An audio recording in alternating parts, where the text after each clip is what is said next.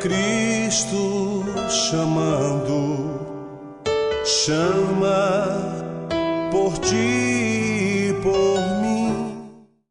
Olá, telespectador do Opção para a Vida. Que bom nos reencontrarmos nesta manhã de terça-feira, hoje 10 de julho. E você sabia que hoje é o dia da pizza? É sim, hoje tem o dia da pizza. E eu espero que você, telespectador, não dê muita ênfase, né, a se tornar uma pessoa viciada em comer pizza, porque você pode comprometer o entupimento das suas veias comendo muita pizza. É bom uma vez por outra, mas não sempre como alguém que se torna viciado. Há muita gente que às vezes mete a cara e compromete a sua saúde. Quero lembrar aos nossos telespectadores que nós estamos trazendo uma série de estudos que nós transmitimos em nosso templo, e esse tema é responsabilidades de um verdadeiro atalaia.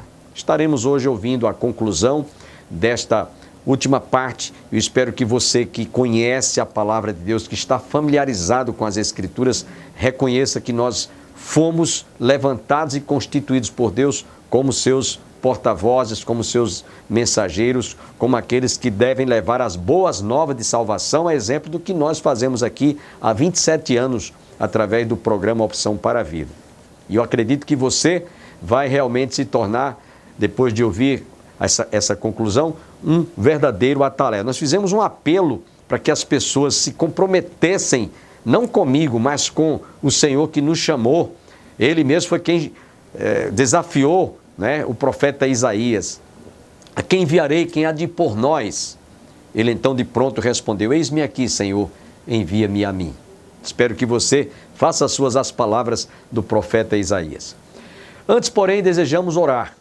Orar é o que nós mais precisamos, principalmente nesses dias tão difíceis, nesses tempos trabalhosos, para que Deus nos dê graça e possamos realmente enfrentar as adversidades da vida, confiando que aquele que está conosco é maior do que aqueles que estão no mundo.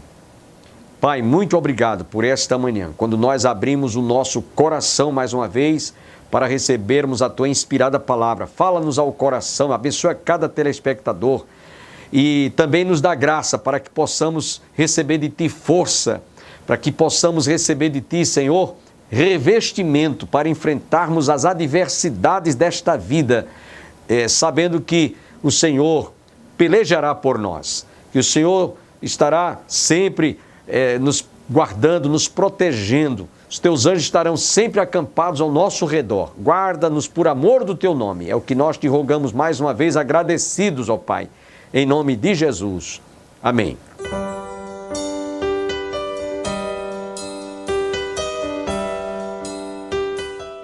Livrar e evitar o inferno. Terceira tarefa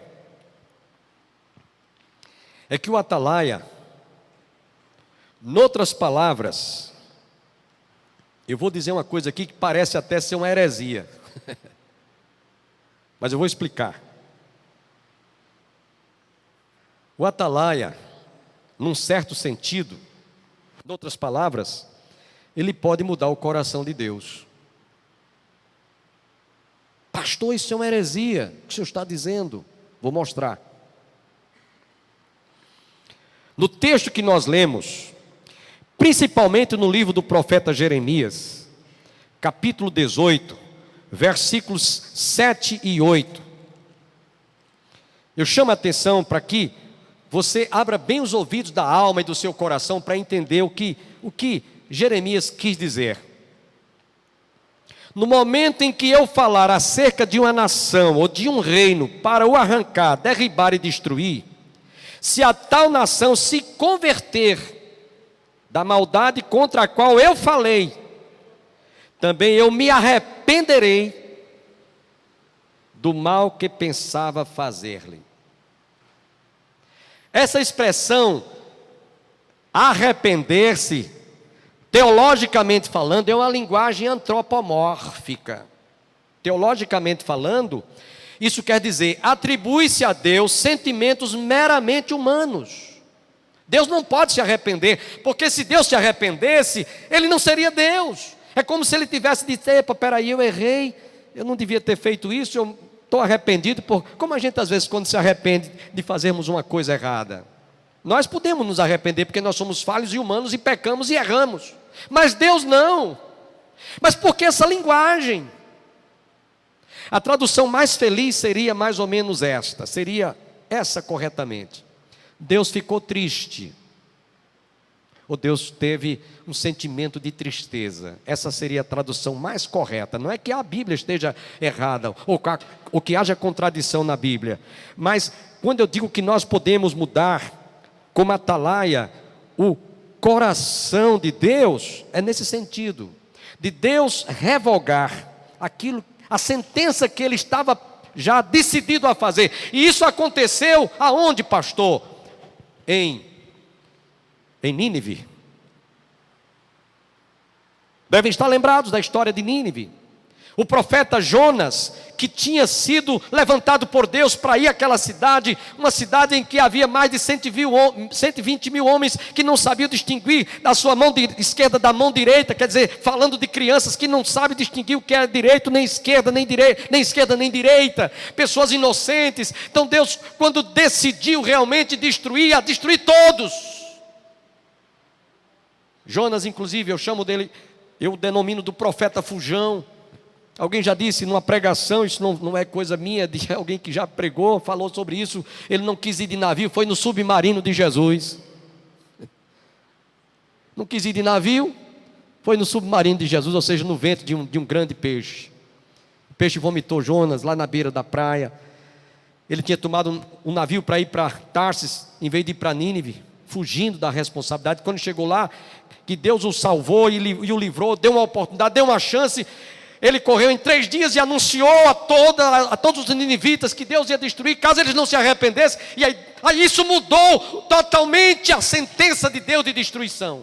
Isso transformou, isso sensibilizou, isso mudou todo aquele pensamento de destruição, de juízo sobre Nínive. Por isso que eu digo, o atalaia, num certo sentido, ele pode mudar, sim, o coração de Deus, através da sua proclamação e arrependimento, e contrição, e quebrantamento. Lá no livro de Provérbios, capítulo 11, versículo 30, por isso que diz que sábio é aquele que ganha almas. Sábio é aquele que ganha almas. Não é quem é PhD em ciências contábeis, ou engenharia, seja lá qual for a formação. É aquele que ganha almas. Que ganha almas é sábio. E o atalaia deve ter essa consciência do valor de uma alma. Lá em Lucas, capítulo 12, versos 16 a 21, Jesus falando: que adianta o homem ganhar o mundo inteiro se vier a perder a sua alma? O que dará o homem em troca da sua alma? Jesus falou numa parábola mostrando que o homem tinha muitos bens e riqueza, de destruir os galpões e os armazenou e refez, e disse: ó alma minha, regala-te e te comprais nos bens que eu possuo. E ele ouviu uma voz à meia-noite: louco, se hoje alguém pedir a tua alma, o que tu tens preparado, para quem será? A Bíblia conta a história de um homem rico que veio a Jesus: bom mestre, o que devo fazer para que eu seja salvo? Sabe os mandamentos? Sei. Citou-os para Jesus. Ele não passava de um homem religioso. Citou-os ao pé da letra. Jesus disse: falta-te uma coisa. Vende tudo que tens, distribui com os pobres, depois vem e terás um tesouro nos céus. A Bíblia diz que aquele foi o único homem que veio a Jesus e voltou triste e cabisbaixo por ser dono de muitas propriedades. O valor de uma alma está acima das riquezas, dos bens, de patrimônio, de cultura, de qualquer coisa que você possa imaginar. Por isso, lá no livro de Eclesiastes, capítulo 6, versículo 6, nós encontramos o escritor sagrado, Eclesiastes 6, eu quero ler esse texto, porque é importantíssimo essa passagem que eu vou ler para vocês. 6 de Eclesiastes. O escritor sagrado diz: porventura, não vão todos para o mesmo lugar? Ainda que aquele vivesse 2.000 vezes, duas vezes 1.000 anos, nós somos mortais, materialmente falando, mas espiritualmente falando, nós somos eternos. Que dará o homem em troca da sua alma, disse Jesus. Lá no livro de Salmos, capítulo 49, versículos 16 e 17, Salmo 49, versos 16 e 17, também eu queria citar esse texto para você. Salmo 49, preste atenção a esta leitura que é importantíssima, para você gravar e guardar no seu coração. Não temas, quando alguém se enriquecer, quando avultar a glória de sua casa, pois em morrendo, nada levará consigo, a sua glória não o acompanhará. Vai deixar tudo aqui. É a alma que vale mais do que o mundo inteiro. Mas infelizmente as pessoas estão valorizando as coisas. Por isso que Jesus disse: buscar em primeiro lugar o reino de Deus e a sua justiça, e todas as demais coisas vos serão acrescentadas. Então o atalaia, ele deve ter em mente que alguém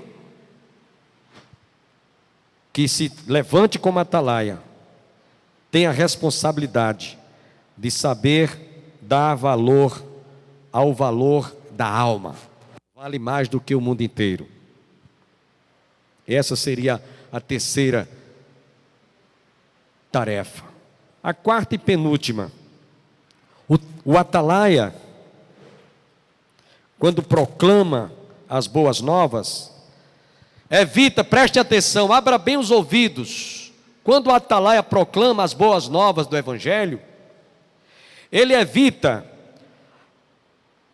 o crime, o mal, a perversidade, a violência, a corrupção, a depravação, a imoralidade, casamentos desfeitos, vidas destruídas e arruinadas pelas drogas, pela maconha, pelo crack, pelo êxtase, pelo ox, pela bebida, pela cachaça, por tudo aquilo que é destruidor, por tudo aquilo que destrói.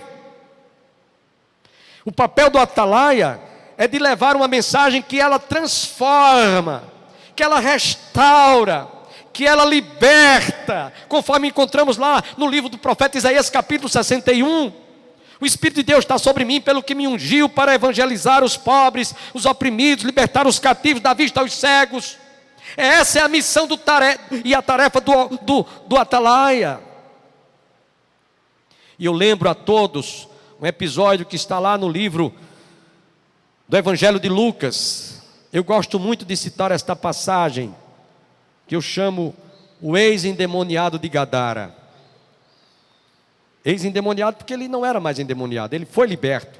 Era um terror o homem, andava nu, pelado do jeito que nasceu, causando vergonha a toda a cidade de Gadara. O homem era terrível, prendiam-no, ele se soltava e ele se alojava no cemitério.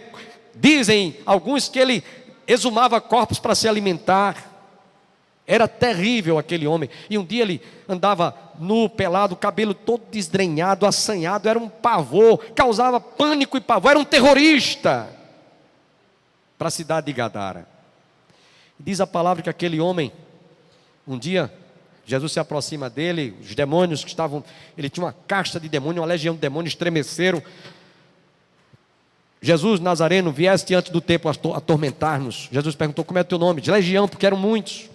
Diz o texto, Jesus então atendeu o pedido daquele endemoniado, ia passando uma manada de porcos, pediu para que fossem todos incorporados naqueles corpos, aqueles porcos, e Jesus permitiu.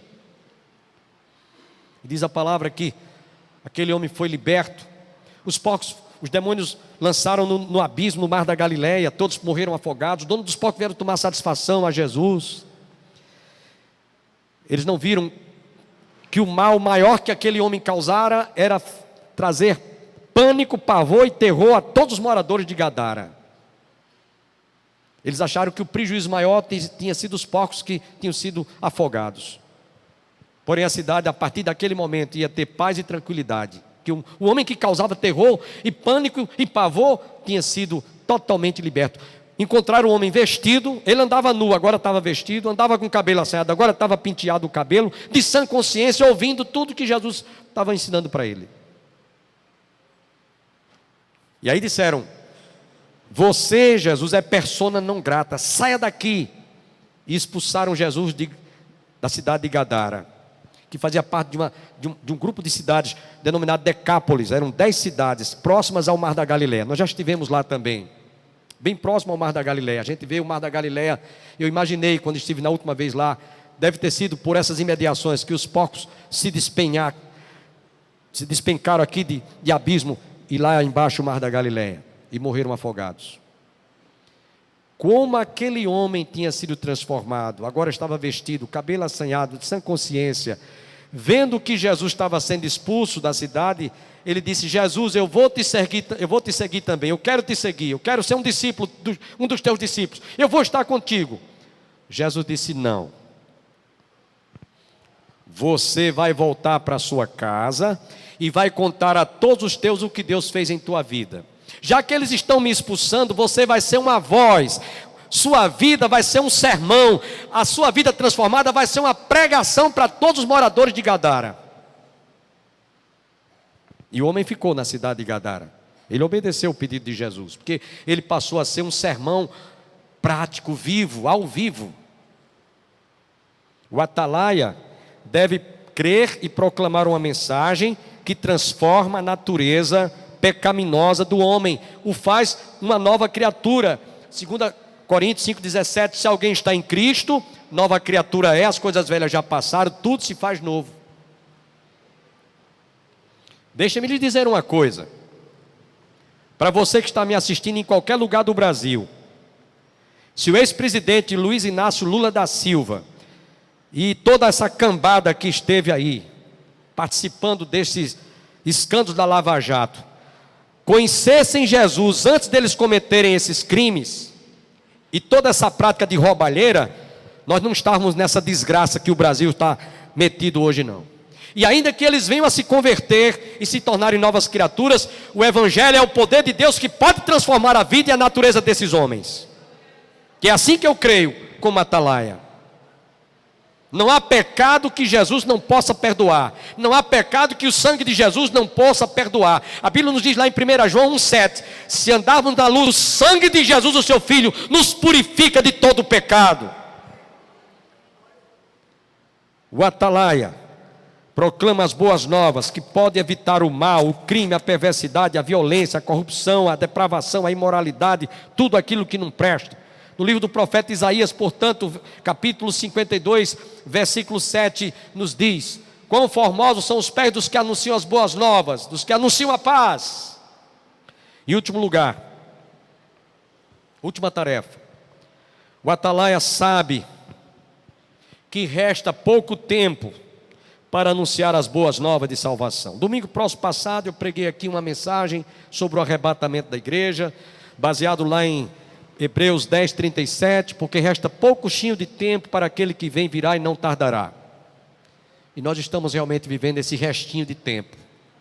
Esse pouquinho tempo que resta para a igreja aqui na terra, nós não podemos desperdiçar tempo.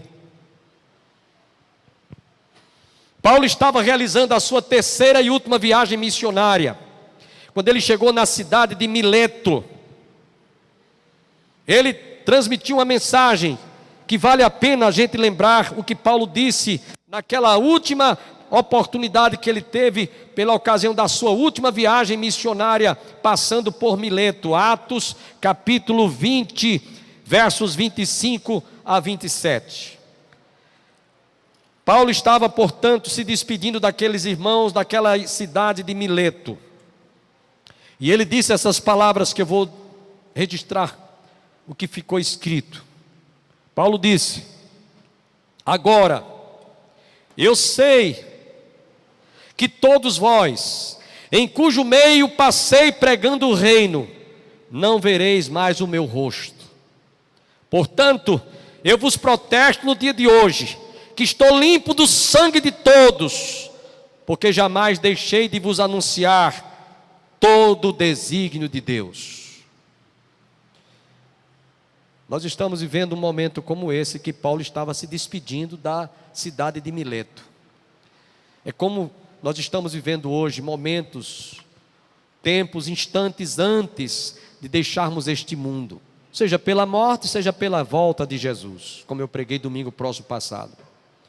E nós estamos dizendo a muita gente, como nesta noite, resta pouco tempo para que você tenha a oportunidade de ter um encontro com Jesus, porque depois da morte, seguir-se ao juízo final. O papel do atalaia é dizer, é anunciar que Jesus está voltando. E eu quero lembrar ainda o que está escrito na segunda carta de São Pedro, capítulo 2, dos versos 3 em diante, mas principalmente nos últimos versículos desse capítulo. E eu termino com essa citação: não retarda o Senhor a sua promessa, como alguns a julgam demorada. Pelo contrário, Ele é longânimo para convosco, não querendo que nenhum pereça, e sim que todos cheguem ao arrependimento. O tempo que nos resta é como Deus esteja dando mais uma chance, mais uma oportunidade. Agora mesmo, durante a Copa, nós vamos ver muito isso acontecer. Times que às vezes os jogadores fazem muita cera, o juiz está lá cronometrando o tempo da bola parada, não é assim? E às vezes um time que tem a duração do primeiro tempo de 45 minutos, segundo tempo 45 minutos, pode ser que algum time vá até a casa dos 50 minutos, chega até beirar quase uma hora de prorrogação. Por quê? São os descontos. Os jogadores fizeram muita cera, e aí o juiz está lá cronometrando o tempo. Sabe, irmãos e amigos, nós estamos nos descontos da igreja deixar esse mundo. É como Deus está dando a oportunidade, repetindo o texto lá de 2 Pedro capítulo 3, não retarda o Senhor a sua promessa, como alguns a julgam demorada. Pelo contrário, Ele é longânimo para convosco, não querendo que nenhum pereça, e sim que todos cheguem ao arrependimento. Deus está dando mais uma chance, mais uma oportunidade. Deus está é como se fosse um elástico, está elastecendo o tempo, para que as pessoas que ainda não tiveram, não caiu a ficha ainda, tenham a oportunidade de ter um momento de quebrantamento, de arrependimento, de confissão, e entregue suas vidas e seu coração para Jesus. Esse é o papel, essa é a tarefa do atalaia. É o que nós estamos fazendo, é o que a igreja continua realizando durante o tempo ainda que lhe resta aqui neste mundo. Não sabemos por quanto tempo. Por isso é que você que está conosco, nos assistindo aqui, nos ouvindo, presente ou está em casa nos assistindo, não desperdice essa oportunidade. Cada um que aqui está, temos o dever, temos a responsabilidade, temos a obrigação de nos comportarmos como atalaias. Somos sim responsáveis, como nos diz a mensagem, responsabilidades de um verdadeiro atalaia. Fiquemos em pé.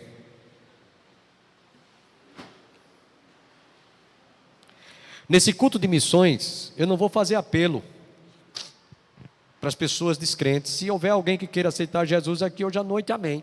É só você levantar a sua mão. Mas eu quero fazer um apelo para a igreja do Calvário. Quem pode dizer amém?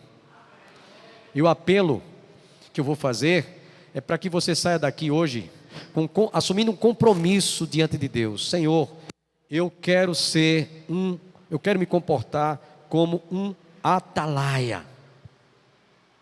Amém? Eu quero ser um atalaia. Vamos dizer comigo? Eu quero ser um atalaia. Mais uma vez. Eu quero ser um atalaia. Eu quero anunciar essa mensagem lá onde eu trabalho, na feira, lá no comércio, lá na indústria, lá no campo, onde você exerça alguma atividade ou alguma função.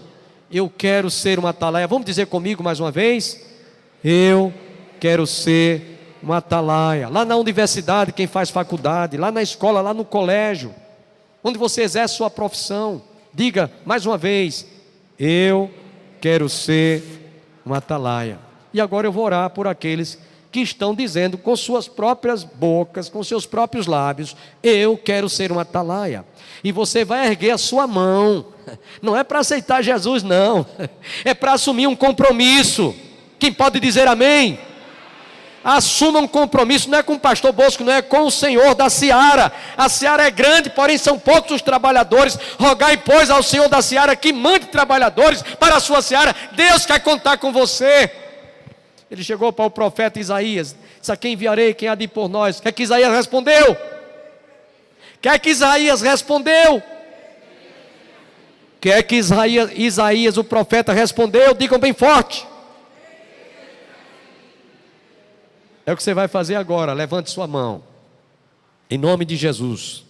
Senhor, eu quero nesta noite te apresentar este exército de atalaias que estão se comprometendo, não é comigo, é com o Senhor, de se tornarem atalaias no comércio, na indústria, na feira, dentro do ônibus, na fila do banco, na fila da casa lotérica, onde quer que eles estejam, trabalhando, viajando, eles se tornem atalaias, eles sejam realmente esses porta-vozes, eles sejam esses mensageiros que anunciem, que proclamem as boas novas de salvação.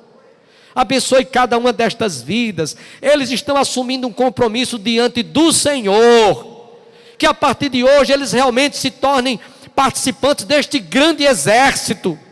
Eles façam parte desta grande missão, Senhor. Que sejam missionários onde quer que estejam. Tome estas vidas em tuas mãos. Use as suas mãos, use os seus pés, use os seus lábios, use a sua boca, use a língua. Use, Senhor, que eles saibam fazer usufruto de um instrumento como a internet. Eles possam comunicar as boas novas de salvação a tempo e a fora de tempo. Eles sejam verdadeiros e autênticos atalaias, porque sabemos que o Senhor vai requerer o sangue daqueles que nós tivemos a oportunidade de falar de Jesus, e nós omitimos, fechamos ou cerramos os lábios. Tem misericórdia de cada um de nós.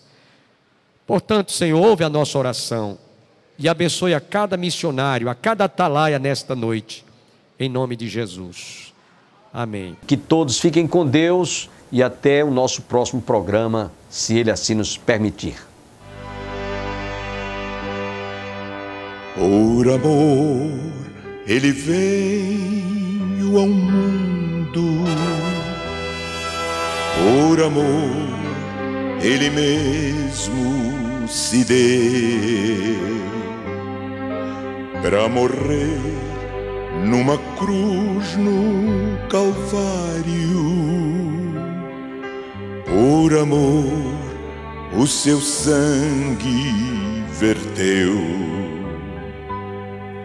Foi julgado e por mim odiado, foi traído e vendido também, mas venceu, tudo está consumado. Não há morte, só a vida no além. Consumado, está consumado. A obra que me deste a fazer, glorifica-me contigo para sempre. Ao teu nome, ó Rei, e a ti fiz conhecer.